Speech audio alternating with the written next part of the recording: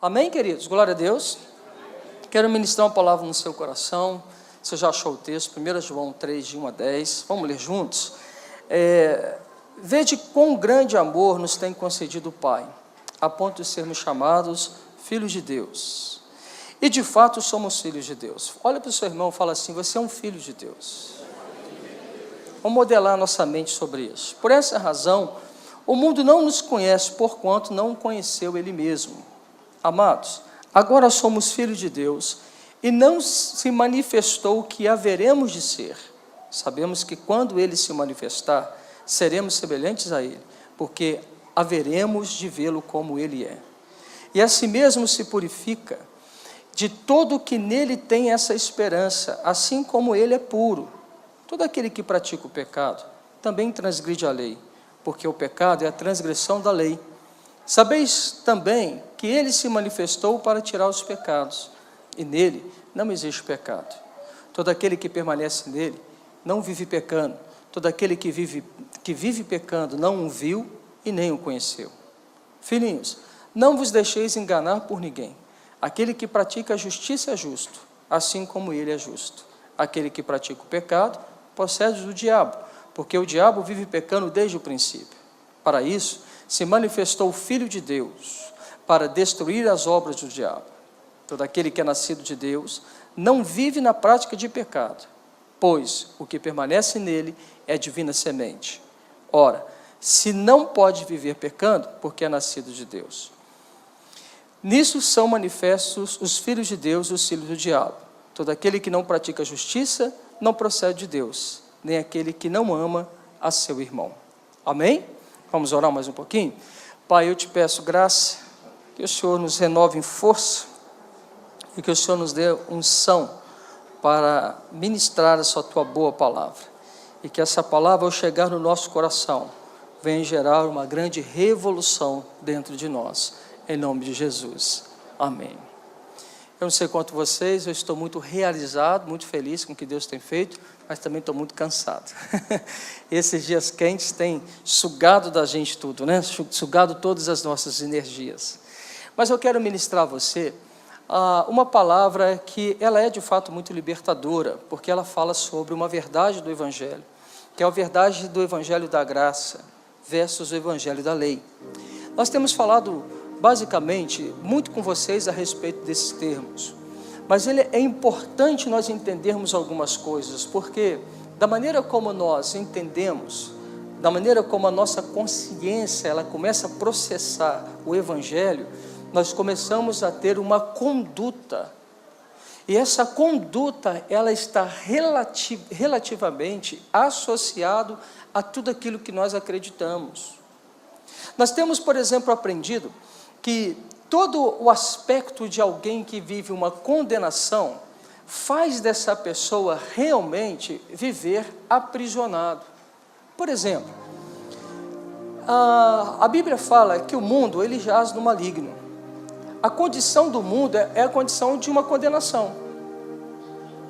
Então, o mundo está condenado, correto? Qual é a ação de Deus ao mundo? Se ele está condenado pelo pecado, porque o pecado inaugura a morte, e esse então, o fim de todos é a morte, a não ser que ele encontre-se com Jesus, para que ele vença a morte e viva eternamente com Cristo, mas o fim de todos é uma morte. Então o mundo está sobre esse estado. Deus, ao olhar para o mundo, e ao fazer a mim e a você não fazer para o inferno, para podermos estarmos com Ele em eternidade, mesmo tendo eu e você pecado, através de Adão e Eva, lá no início, Deus ele enviou um plano do resgate, Jesus Cristo. João 3,16 vai deixar isso muito claro, ele fala que Deus amou o mundo de tal maneira que Ele deu o seu Filho. Para quê? Com qual finalidade? Para que todo aquele que nele crê, não pereça, não morra, mas tenha a vida eterna. Então, o agir de Deus em relação a todos nós, nunca foi e nunca será uma ação de condenação. Não é Deus que tem um dedo apontado no meu ou no seu nariz, nos mandando para o inferno. Às vezes as pessoas imaginam esse Deus dessa maneira, como se eu não faço as coisas da maneira como Ele quer que eu faça, então Ele me pune e me manda lá para o inferno. Essas pessoas começam a criar uma revolução, uma rebeldia no coração delas, e começam, por exemplo, a xingar a Deus, a dizer que Deus não é bom, a dizer que Deus ele é tirano. Eu estou lembrando aqui, recentemente, nós tivemos algumas manifestações, da data de 2 anos aproximadamente, de grupos de pessoas que estavam fazendo baixarias com os símbolos da fé cristã. Veja, isso tudo demonstra que existe no coração do ser humano uma percepção equivocada a respeito da pessoa de Deus. Deus não está para nos condenar. Deus está para nos fazer o que então? Se não está para condenar, está para fazer o quê? Nos salvar, nos redimir e nos trazer uma nova história, uma nova vida. Se nós tivéssemos o ambiente do mundo, fosse um ambiente de salvação, que se todo mundo tivesse plenamente salvo, satisfeito e abundante em Deus, então se Deus nessa base, Ele viesse nisso, perfeito, bom, abundante, nós não temos mais problemas, por exemplo, de ansiedade, o mundo não tem mais problema de gente com depressão, nós não temos mais problema, por exemplo, com gente com sentimento de vingança, com ódio dentro dele. Todos nós estávamos vivendo aquilo que Deus nos fez para viver antes do pecado. Se nós estivéssemos nesse lugar, e então Deus viesse e nos condenasse, aí sim, Ele seria o Deus da condenação. Porém, nós estamos numa plataforma diferente, nós estamos na plataforma da condenação, e Ele está para nos salvar. Porém, veja que interessante, toda pessoa que está debaixo de um decreto, de uma condenação, ele está na realidade preso. Preso aonde? Ele está preso porque toda vez que ele pratica pecado, ele se distancia do Senhor. Entendeu, Franco? Ele praticou o pecado, ele se distanciou do Senhor. Distanciou do Senhor, ele ficou preso. Quer ver uma pessoa que está distante do Senhor? Olha, por exemplo, para o coração dessa pessoa. Ele consegue guardar muita coisa nesse coração, por exemplo, como ódio, rancor, violências, quer matar alguém, ou quer se matar. São situações que ele tem dentro dele, que não são pensamentos que Deus sonhou para que ele tivesse. Outras pessoas não conseguem sair de alguma estrutura de pecado. Você conhece alguém que, por exemplo, é refém de um vício? Quem conhece de vocês alguém que é escravo de vício aqui? Você já sentou do lado de uma pessoa viciada, que tem consciência do seu vício? E quando a gente começa a conversar com ele, ele fala assim: rapaz, eu tento sair, mas eu não consigo sair. Já?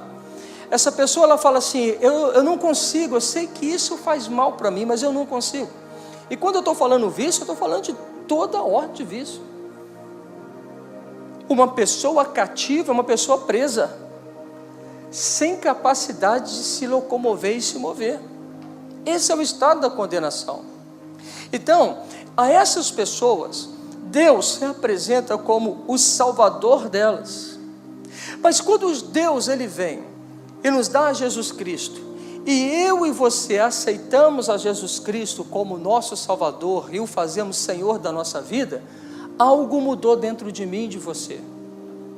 Olha para o seu irmão, para a sua irmã e fala assim: a sua natureza mudou. Por que ela mudou?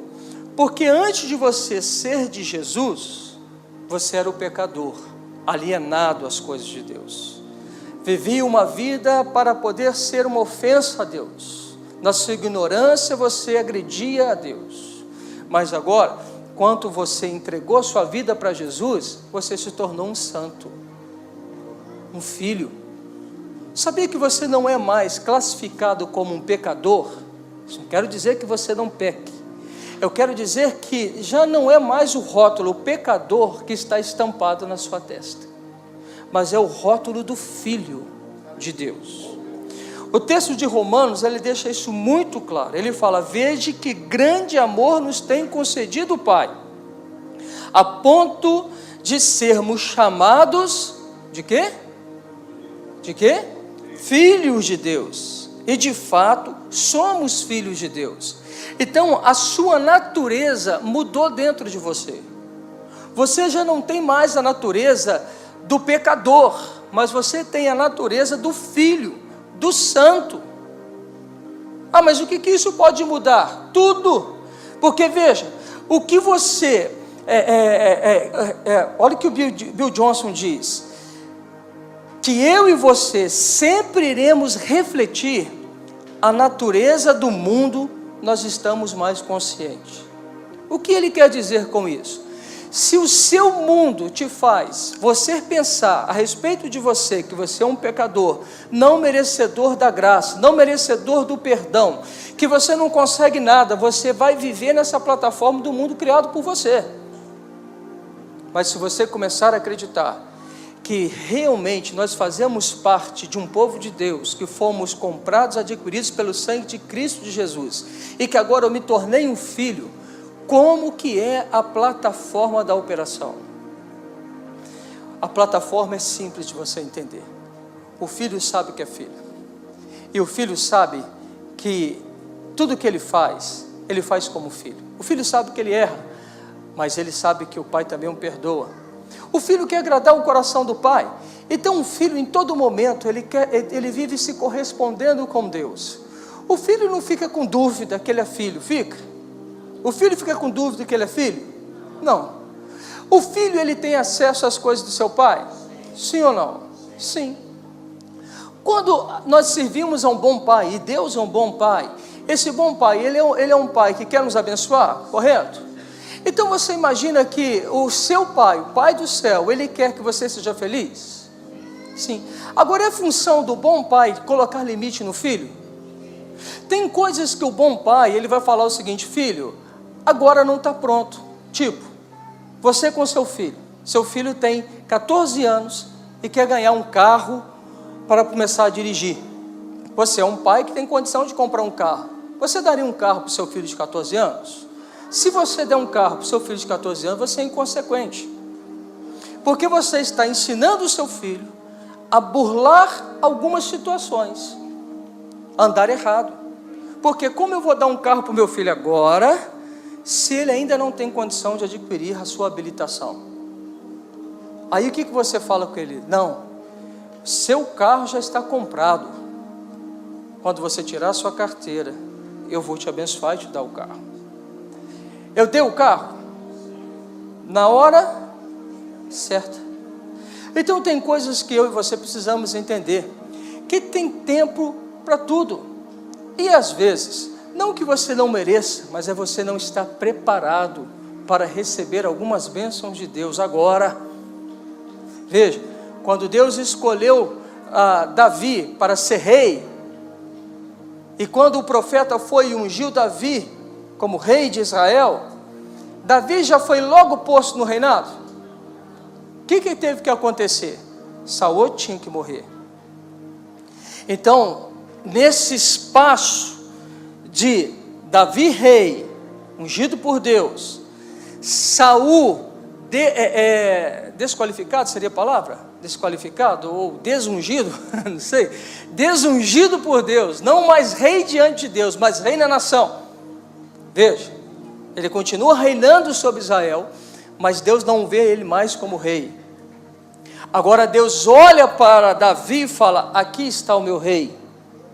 Porém, mesmo Davi sendo escolhido para reinar em Israel, ele teve que aprender a passar pela dinâmica do tempo, que o fez preparar para que ele estivesse no exato lugar onde Deus o queria estabelecer. Então dá uma olhadinha para o seu irmão e fala assim: portanto, querido, Deus quer te abençoar. Porém, uma bênção num tempo errado não é uma bênção. Então, você precisa entender que há tempo para tudo. Então Deus é assim, Deus é o nosso Pai. Bom, uma outra coisa que acontece com a gente, se nós somos filhos de Deus, nós não vivemos mais no pecado. O pecado vai ser o acidente de percurso. Mas a minha vida não vai ser mais a vida como eu tinha antes. A característica de um novo homem, de uma nova mulher em Cristo, é que ele cresce.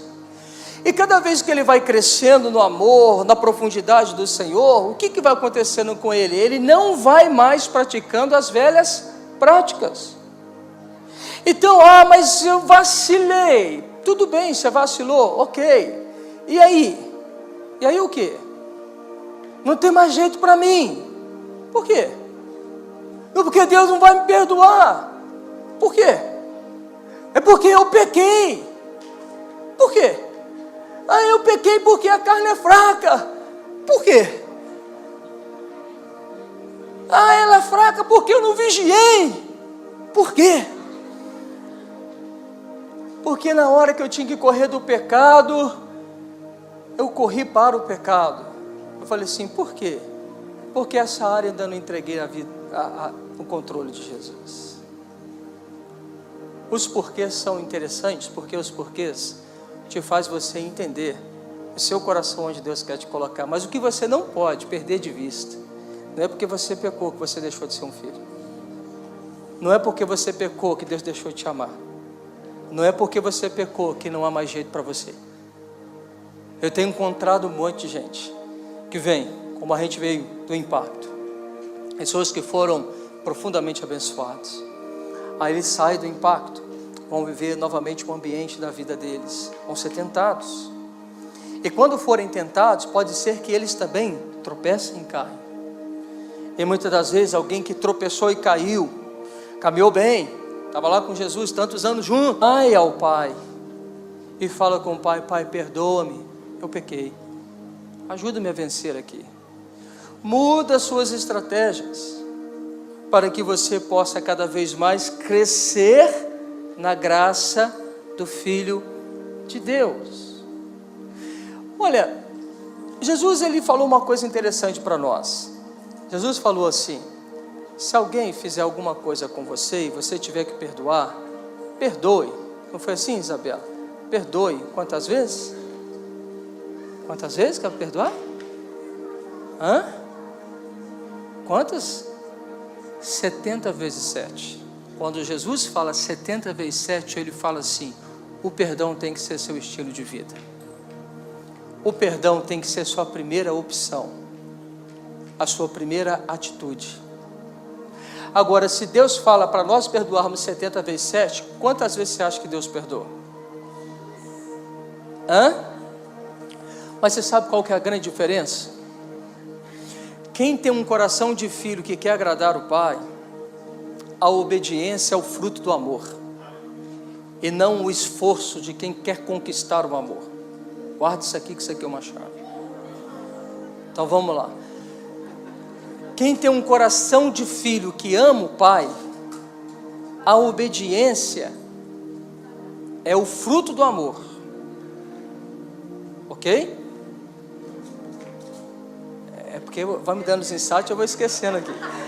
Agora, é diferente daquele que obedece para ser amado. É mais ou menos isso. Tudo bem? Quem obedece para ser amado é quem ainda não sabe que era amado. Quem precisa ficar fazendo as coisas para ter a atenção do amor de Deus, não entendeu que Ele te ama. E é geralmente essas pessoas que fazem do seu braço carnal a sua força, é geralmente essas pessoas que põem o progresso da sua caminhada cristã nele próprio, são exatamente essas pessoas que vão ter dificuldade de entender o amor como meio da graça. Sabe como eu amo meu filho? Desde quando eu fiquei sabendo que ele estava no ventre da minha esposa.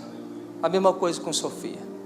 Eu amei no exato momento que eu sabia que a minha esposa estava grávida de Pedro e de Sofia. Eu sonhava com ele. Eu lembro que eu e Eric, nós ficávamos brincando, né? Se for menino, vai ser assim, se for menina vai ser assim, vai ter o olho de quem, vai ter o cabelo de quem, vai ser igual a quem. E nós botávamos a mãozinha na barriga lá da Érica e orávamos, profetizávamos sobre aquela criança, estávamos felizes. Então o amor nunca foi pelo merecimento dele, é pelo simples fato dele existir, eu amo. Ponto. E continuo amando, mas se ele começar a fazer um monte de coisa errada, pastor, eu continuo amando. Só que ele não vai ser prazer para mim, ele vai ser um desgosto para mim. Está entendendo? O filho, ele pode ser algo que dá prazer ao coração de um pai, mas o filho também pode ser alguém que dá desgosto ao coração do seu pai. Porém, quando eu entendo que a base é o amor, eu obedeço porque eu quero satisfazer o coração do meu pai. Porque eu sei que o meu pai é bom comigo. Porque eu sei que o meu pai cuida de mim. Porque eu sei que o meu pai, nos exatos momentos que eu preciso de um castigo, ele vai me castigar. Mas ele não me castiga para me destruir, ele me castiga para me aproveitar. Porque eu sei que o meu pai, ele me instrui sobre todas as coisas. Portanto, eu não vou ver no meu pai, ainda que seja desagradável, a gente receber uma puxada de orelha. Eu já apanhei de currião. Quem já apanhou de currião aqui? Olha, eu vou te contar uma apanhada minha. Uma vez eu fui no botequim do Eloy, perto da minha casa. Depois de crescido que eu imaginei isso, mas antes eu não pensava assim. O Eloy, ele deixava a gente comprar as balas e nós mesmos tirávamos as balas do baleiro. Aquele negócio redondinho que fica a bala. Você rodava a bala. Então vamos supor, eu chegava lá e falava assim, Eloy, me dá R$1 de bala. Ele falava assim, pode pegar aí, Dudu. Aí eu, metia a mão. Você acha que eu pegava R$1 de bala?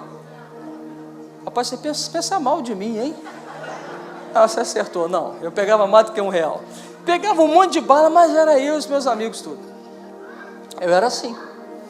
Um dia, eu fui na feira com meu pai. Meu pai, aquele dia, estava com menos dinheiro. E ele falou comigo assim, filho, nós vamos na feira, mas o pai não vai conseguir comprar o pastel e nem a garapa da feira. Eu vou lá para comprar uma banana, alguma coisa só. Se sobrar o dinheiro, o pai compra alguma coisa. Ele me avisou antes. Fomos. E logo na barraca da feira, assim, tinha uns carrinhos, pequenininho mesmo, de plástico, baratinho, devia ser alguns centavos. Eu olhei aquele carrinho e falei assim, pai, compra para mim. Aí o pai falou assim, o pai vai fazer a feira. Se sobrar dinheiro, o pai compra. Tá bom. Aí eu falei assim com o pai, pai, eu posso ficar aqui te esperando? Pode. Na hora que eu fiquei brincando, esperando, eu peguei um carrinho para brincar. Só que um carrinho ficou na minha mão fechada. E o outro carrinho eu estou brincando. Aí meu pai chegou. Sobrou. Então eu vou comprar um para você e um para o seu irmão. Ok? Ele pegou um carrinho, me deu um carrinho e deu um carrinho para o meu irmão. Mas aquele que estava na minha mão, adivinha? Continuou na minha mão. Subindo para minha casa, a casa é um morro, tinha um passeio que era como uma estradinha para brincar. O Ricardo, meu irmão, com um carrinho e eu com 2 carrinhos. Vrum, vrum, vrum, vrum. O pai olhou aquilo. Não, o Ricardo falou assim, pai, por que o Dudu tem 2 carrinhos e só tem um? Aí o pai deu aquela olhadinha para mim e fez assim, deu um sorriso. Eu lembro hoje, eu pensei assim, legal, ele não vai me bater.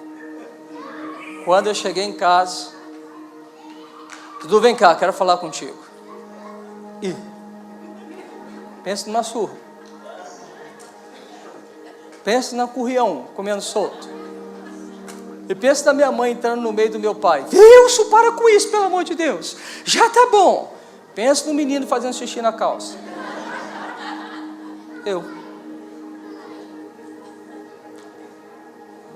Aí você fala assim, adiantou? Pergunta o Eloy. Todas as vezes que eu ia lá comprar bala, Eloy, R$1, hein? Quanto que dá? Vamos supor que dá 10 balas. Olha, Eloy, 1, 2, 3, 4, 10. Nunca mais. Nunca mais. Foi muito ruim apanhar, mas eu aprendi uma lição. O meu pai foi pai. O meu pai me ensinou. Você pode questionar, talvez não precisaria bater. O meu filho Pedro, quando ele fez isso, eu não bati, mas eu levei ele para devolver. Ele ficou com a vergonha, tadinho. E eu falei assim, mas você vai voltar lá, você vai entregar. Nunca mais. Porque o pai te põe limite. Isso é amor. Então, o que eu mais quero fazer, agradar o coração do meu pai. Meu pai não queria que eu colocasse brinco, eu era doido para colocar um brinco. Eu até usava uns brinquinhos daquele de pressão. Eu estou te dando uma banca de muito obediente, mas eu era rebelde também. Eu ia para os lugares, botava um de pressão, depois chegava assim. Mas minha vontade era de furar. Mas o pai não queria. Eu não ia chatear meu pai por isso.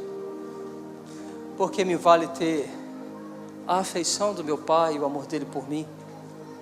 Então, é muito fácil você deixar de fazer algumas coisas, porque você sabe o pai com quem você ama, e você faz isso por amor. Qual é o contrário? Não, eu vou obedecer, eu vou fazer tudo certinho, para receber o amor dele. Você viu gente assim? Que geralmente esses são os perfeccionistas. Todo perfeccionista veio de uma família de muita regra, e que a pessoa assimila ser amado pelo cumprimento da regra que ele tem. Entende isso? Se eu cumpro as regras, eu recebo algo. Então eu sou amado porque eu sou cumpridor de uma regra. Não. Tem gente que nasceu assim, que funciona assim. Então para ele tem que fazer tudo. Por isso que quando ele erra, parece que abre o mundo debaixo do pé dele. Ele fala assim, rapaz, eu sou o pior de todos. Eu sou o pior dos pecadores. Eu não mereço o amor. Eu não mereço isso. Porque ele errou. Ele não consegue entender isso, que Deus o ama, independentemente se você está acertando ou se está errando. Essa é uma consciência que tem que mudar em nós. Agora, qual é o problema e qual é o perigo? Se você vive no seu erro, você vai ter a consequência do seu erro. Ah, vai ter a punição? Vai ter a punição. Você vai perder algumas coisas? Você vai perder algumas coisas. Você pode perder a sua salvação. Mas não é porque Deus está com um dedo em você, te mandando para o inferno, te condenando todo o tempo. Não. É porque as suas escolhas vão fazer surgir o seu futuro. Então, se você escolhe ter um coração rebelde, e se você escolhe viver pecando, você vai viver do salário do pecado, que é a morte. Mas se você viver para agradar o Senhor, você vai viver a abundância de Deus sobre você. Mas a chave que vai mudar isso é como você se vê, como pecador ou como filho de Deus. Eu sou filho. Quem que você é? Eu sou filho. É eu que sou. Tá bom, a gente tudo é mano. Nós somos filhos. Porque somos filhos, nós temos acesso. Agora, pega a sua consciência de filho e viva para satisfazer e agradar o seu pai. A plataforma é: se eu amo, a obediência é meu fruto. Se para você é difícil obedecer, talvez a obediência é seu esforço. Então você faz para merecer o amor. Como eu mudo isso, pastor? Entendendo o pai como pai, indo mais para ele, conhecendo mais o amor de Deus, mergulhando mais profundo no amor de Deus. Você precisa se relacionar mais com Deus que é pai, para que você entenda o amor dele por você. para que isso te libere uma consciência, uma visão, um entendimento e um destino novo.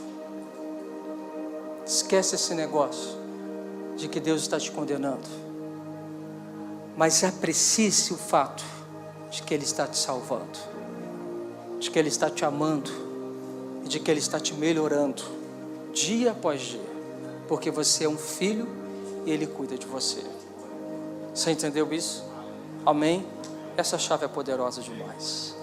Se você viver por essa chave, meu Deus, vocês vão fazer muitas coisas loucas, agradáveis, inovadoras, que nasceu exatamente de um relacionamento com o seu Pai. Eu quero orar com você. Quero chamar você aqui à frente, se você precisar vir à frente. Como você se vê? Filho ou pecador? Qual é a sua visão de você mesmo? Você é um pecador? Ou você é um filho? Se você fala assim, pastor, eu não consigo me ver como filho, então deixa eu orar por você. Teve um tempo que eu também não me via como filho. Se você encontra-se nesse sentido, e deixa eu te dizer outra coisa, se você também encontra-se refém de algumas prisões dentro de você, vergonha, falta de amor a si próprio, a gente precisa se amar. Você precisa gostar do que você vê. Quando você se olha no espelho, você gosta de você? O que você acha? Não estou falando físico. O físico você pode olhar, eu estou achando que eu estou ficando meio barrigudo.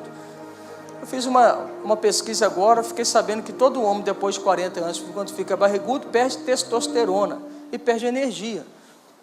Aí eu já vou entrar na aula com a Thaís e vou ficar com o tanquinho saradinho, vocês vão ver. Pastor marombeiro, vou ficar trincado, só para não perder energia, porque eu quero viver mais para a glória do Senhor. Eu não quero ficar mais ansioso, acordando, cansado. Eu quero ficar no pique a 1000. Então eu não estou satisfeito com isso, vou mudar isso. Mas eu estou dizendo mais do que isso, não estou falando uma questão física, a não ser que a sua questão física é seu problema interior. Tem gente que vive a anorexia porque tem um problema interior. Tem gente que vive, por exemplo, a obesidade por um problema interior de alma. Como você se vê? Você gosta de você? Sabe qual é a chave para gostar da gente mesmo? Amar a Deus sobre todas as coisas. Amar a si próprio e amar o próximo. Tudo se resolve em Deus. Tudo começa nele e termina nele.